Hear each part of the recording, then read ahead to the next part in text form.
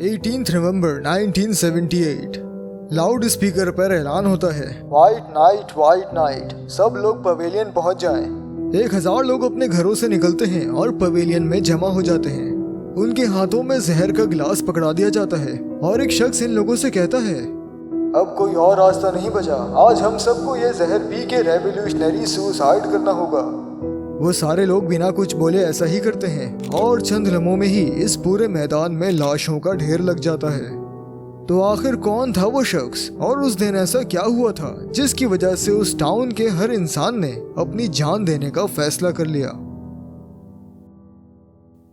तो नाजरीन, जो शख्स उस दिन माइक पर था उसका नाम है जिम जोन्स और उस पूरे वाकये का जिम की लाइफ से बहुत गहरा ताल्लुक है। जिम जिस दौर में पैदा हुआ वो ग्रेट डिप्रेशन का दौर था, इसलिए बचपन उसने गरीबी में ही गुजारा। जिम की माँ उसका ठीक तरीके से ख्याल नहीं रखती थी और उसका बाप अक्सर बीमार रहता, जिसकी वजह से उसका ज्यादातर वक्त अस्पतालों में गुजरता। अब जिम को कहीं से तो अटेंशन चाहिए थी, इसलिए उसने चर्च जाना शुरू कर दिया और उसने बाइबल को अपना दोस्त बना लिया। लेकिन रिलीजन के अलावा इसका पॉलिटिक्स में भी काफी इंटरेस्ट था। वो कार्ल मार्क्स और हिटलर की किताबें बहुत शौक से पढ़ता, जिसने इसके जहन पर एक गहरा असर डाल दिया और जिम एक ऐसा सोशलिस्ट बन गया जो कम्युनिज्म से बहुत ज्यादा मुतासिर था। यानी वो इस बात पर यकीन रखता था कि सारी वेल्थ और रिसोर्सेज सब लोगों में डिवाइड होनी चाहिए ताकि एक ऐसी सोसाइटी बने जिसमें कोई अमीर या गरीब ना हो और सब फाइनेंशियली बराबर हों। जबकि दूसरी तरफ अगर हम कैपिटलिज्म की बात करते हैं तो उसमें हर शख्स को पैसा और प्रॉपर्टी जमा करने की मुकम्मल आज़ादी होती है। यह कैपिटलिज्म का दौर था और गवर्नमेंट कम्युनिज्म के सख्त खिलाफ थी, इसलिए पॉलिटिक्स में जिम के लिए कोई जगह नहीं थी। इसलिए ऐसे किसी ऐसे प्लेटफॉर्म की तलाश थी जिससे अपनी आइडियोलॉजी और अपने बिलीफ्स को प्रमोट कर सके।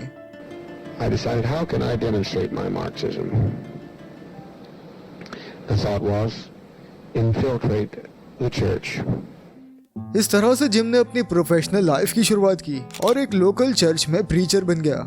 थोड़े ही अरसे में वहाँ कई लोग उसके फॉलोअर्स भी हो गए, लेकिन इस चर्च में होने वाली रेशियल डिस्क्रिमिनेशन की वजह से उसने वो चर्च छोड़ दिया और 1956 में न्यू जर्सी में उसने अपना खुद का चर्च खरीदा, जिसको आगे चल के पीपल्स टेम्पल के नाम से जाना जाने लगा। अभी तक अगर देखें तो जिम जोन्स की सोच और उसके किरदार में हमें कोई खराबी नजर नहीं आ रही, पर थोड़ी फॉलोइंग बढ़ने के बाद जिम अपने ट्रैक से उतरना शुरू हो गया और उसकी सोच में एक्सट्रीमिज्म आने लगा। फिर उसने पीपल्स टेम्पल का इस्तेमाल करके ये चीज लोगों में भी ट्रांसफर करना शुरू कर दी। वो अपनी बनाई हुई बातों को क्रिश्चियनिटी के तौर पर लोगों के सामने पेश करता और खुद एक प्रॉफिट होने के दावे करता। Fingers, are your fingers numb? In your right hand. Reach the fingers out that are bothering you.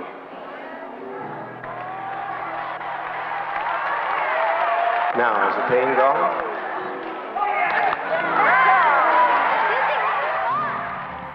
Gym Jones की बढ़ती हुई पावर उसे अंदर से करप्ट करती जा रही थी। वो अपनी इस तहरीक को फंड करने के लिए न्यू फॉलोअर्स को फोर्स करता कि वो अपनी सारी सेविंग्स इसके हवाले कर दें और अपने घर चर्च के नाम कर दें। लेकिन दूसरी तरफ गवर्नमेंट और मीडिया ने भी इस पर कड़ी नजर रखी हुई थी, इसलिए यूएसए में रहते हुए वक्त के साथ साथ इसके लिए ये सब करना मुश्किल होता जा रहा था।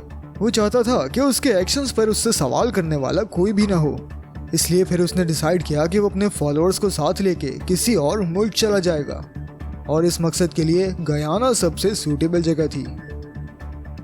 जिम जोन्स और उसके तमाम फॉलोअर्स अब यहाँ पहुँच गए हैं। कंस्ट्रक्शन का काम शुरू कर दिया गया है, पर लिमिटेड रिसोर्सेज की वजह से ये सारा काम ये लोग अपने हाथों से कर रहे हैं और कई महीनों की अनथक मेहनत के बाद लोग अभी इस उम्मीद में हैं कि अभी अपनी बाकी जिंदगी बड़े सुकून से गुजारेंगे।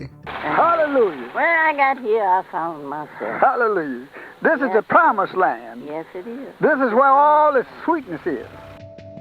वैसे तो ये सारे लोग यहाँ काफी खुश थे और इस जगह आने को ये अपनी जिंदगी का सबसे अच्छा फैसला समझ रहे थे, लेकिन वो जिम जोन्स के इरादे जानते नहीं थे। जोन्स टाउन के वासियों का अब बाकी दुनिया से कोई राब्ता नहीं था, इसलिए जोन्स उन्हें अपनी मर्जी की न्यूज़ सुनाता और उनको सोवियत यूनियन की बनाई हुई डॉक्यूमेंट्रीज दिखा के उनका ब्रेन वॉश करता, अपने बनाए हुए कानून सब पर लागू करता और अगर कोई शख्स रूल्स तोड़ता तो उसे मारा पीटा जाता और उसे लकड़ी के डब्बों में सजा के तौर पर कैद कर दिया जाता। इसके अलावा जिम ने सबके पासपोर्ट्स भी ले लिए थे, इसलिए अब चाहे जो भी हो जाए वो लोग यहाँ से वापस अमेरिका नहीं जा सकते। लेकिन हैरत वाली बात यह है कि ये सारा काम जिम ने इस कदर होशियारी से किया कि ज्यादातर लोग अभी भी उस पर पूरा भरोसा करते थे। फिर एक शाम जिम जोन्स सारे लोगों को पवेलियन में बुलाता है और अंदर आते समय सबके हाथों में ड्रिंक्स पकड़ा दी जाती हैं। जब वो लोग उसे पी लेते हैं तो जिम उन्हें बताता है कि उसमें जहर था। The women were just screaming, "Oh no, my baby, my baby." And others just sat there. And all of a sudden Jim says, "That wasn't poison you drank." Jim said that this was a test of loyalty. White night rehearsals के नाम से अक्सर यहाँ ऐसे ही training sessions कराए जाते थे, जिसमें वो इन लोगों को अलग अलग इम्तिहान में डालता। कभी उनसे कहता कि तुम पर दुश्मनों ने हमला कर दिया है और अब तुम्हें लड़ना होगा, जबकि जिम के गार्ड्स जंगल में छुप के हवाई फायरिंग कर रहे होते। या फिर वो उन्हें रेवोल्यूशनरी सुसाइड करने के फायदे बताता। बेसिकली इस तरीके से वो इन लोगों को तैयार कर रहा था कि जब वक्त पड़े तो ये लोग इसकी हर बात मानने के लिए पहले से तैयार हों। जिम ये बात भी अच्छे तरीके से जानता था कि अगर इन लोगों को कंट्रोल में रखना है तो इनके फैमिली यूनिट को तोड़ना पड़ेगा, जिसके लिए बच्चों को उनके पेरेंट्स से अलग कर दिया जाता और उस सोसाइटी के सारे बच्चे नर्सरी होम्स के अंदर परवरिश पाते। जिम इन लोगों के माइंड्स को इतना मैनिपुलेट कर चुका था कि अगर कोई शख्स वहां से भागने की बात भी करता तो उसके अपने फैमिली मेंबर्स ही उसकी कंप्लेन कर देते। इससे एक ऐसा माहौल क्रिएट हो गया कि जिसमें किसी को भी किसी पर भरोसा ना रहा और जिम जोन्स के आगे अपनी लॉयल्टी शो करने के लिए इन लोगों ने एक दूसरे को ही फंसवाना शुरू कर दिया। A father would turn in a son, a husband would turn in a wife, a small child would turn in a parent. There was no freedom to express to one another what was going on because everything was suspect.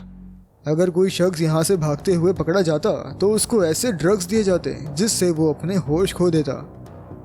अब तो America में भी Jones town के अंदर होने वाली human right violations के ऊपर डिस्कशंस होने लगे थे। फिर कुछ एक्स टेंपल मेंबर्स और जोन्स टाउन में मौजूद लोगों के रिलेटिव्स ने मिलके एक ग्रुप बनाया जिसको वो कंसर्न्ड रिलेटिव्स कहते थे। इन लोगों का मकसद जिम जोन्स के करदा जराइम पर रोशनी डालना था। इनकी दरख्वास्त पर यूएस रिप्रेजेंटेटिव लियो रायन ने डिसाइड किया कि वो खुद जोन्स टाउन जाके वहाँ की सिचुएशन का जायजा लेंगे। फिर 14 नवंबर 1978 को यूएसए से 20 लोग जोन्स टाउन जा पहुंचे, जिसमें cameraman, news reporter, concern relatives के मेंबर और उनके साथ लियो रायन भी शामिल थे। वहां उनका बड़े ही अच्छे से स्वागत भी किया गया। लेकिन हैरत की बात ये थी कि जब जोन्स टाउन के वासियों का इंटरव्यू लिया गया तो उन्होंने बस यही कहा कि वो यहाँ पर बहुत खुश हैं। Whatever the comments are, there are some people here who believe that this is the best thing that ever happened to them in their whole life.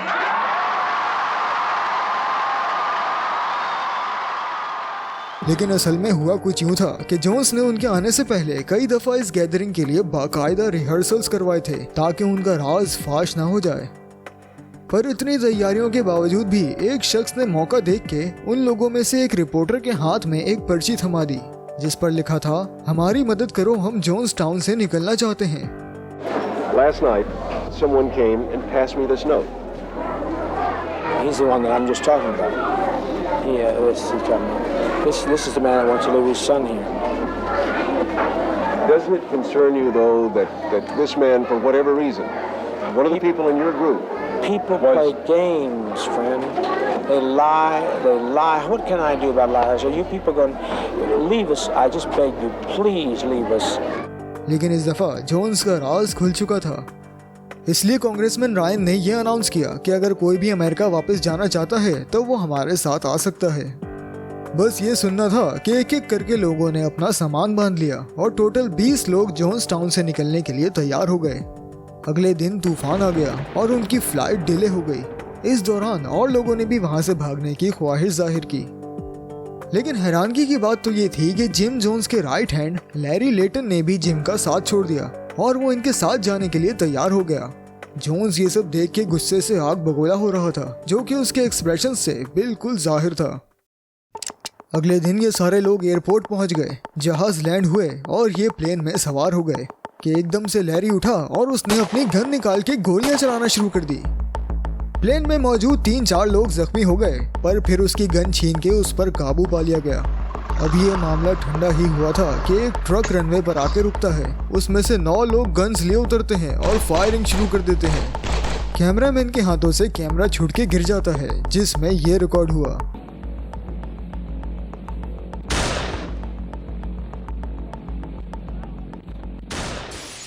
इस हादसे में cameraman, photographer, NBC reporter, congressman Leo Ryan और Jonestown से जाने वाली Patricia parks जाँ बहक हो गए। ये जोन्स ने ऐसा कदम उठाया था जिसके बाद इसका और उसके साथियों का बचना मुश्किल था। पर टाउन में जिम के अलावा किसी को भी अभी इस बात का इल्म न था और वो सब अपने अपने घरों में थे कि एकदम से लाउड स्पीकर ऑन होता है और जिम सारे लोगों को पवेलियन में बुलाता है। बाकी वाइट नाइट रिहर्सल्स की तरह आज भी एक बड़े टब में फ्लेवर एड तैयार किया गया, लेकिन आज इसमें एक एक्स्ट्रा इंग्रेडिएंट साइनाइड भी मौजूद था। जिम सारे लोगों को मुखातिब करता है और कहता है, मुझे पता है इस प्लेन में एक बंदा उठेगा और पायलट को शूट कर देगा, फिर वो प्लेन सीधा जंगल में गिर के क्रैश हो जाएगा। उसके बाद USA हम पर हमला कर देगा, हम सबको टॉर्चर किया जाएगा और तुम लोगों के बच्चों को तुमसे छीन लिया जाएगा। इसलिए आज वो दिन आ गया है। Lay down your life with dignity. Don't lay down with tears and agony. Please keep your emotions down. Keep your emotions down. Children, it will not hurt if you'll be quiet. If you'll be quiet. Death is. I tell you, I don't care how many screams you hear. I don't care how many anguished cries. Death is a million times preferable to 10 more days of this life. If you knew what was ahead of you, you'd be glad to be stepping over tonight. इस तरह से gym ने सारे लोगों को convince कर लिया कि अब मौत के अलावा कोई और ऑप्शन नहीं है और उसने अपनी बातों से ऐसा ब्रेन वॉश किया कि 90% लोगों ने वो ड्रिंक ले ली, जिसमें 300 बच्चे भी शामिल थे। पर वो लोग जो जिम की बात से सहमत नहीं थे और खुद को इस तरह मारना नहीं चाहते थे, उनके पास भी कोई और रास्ता नहीं था, क्योंकि जिम के आदमी उनके सामने गन्स लेके खड़े थे और जो शख्स वो ड्रिंक पीने से इनकार करता उसे साइनाइड का इंजेक्शन लगा दिया जाता। इस तरह से एक एक करके लोग गिरने लगे और इस पूरे मैदान में लाशों का ढेर लग गया। फिर जिम ने अपने गार्ड्स को ऑर्डर दिया कि वो इसे भी शूट कर दे।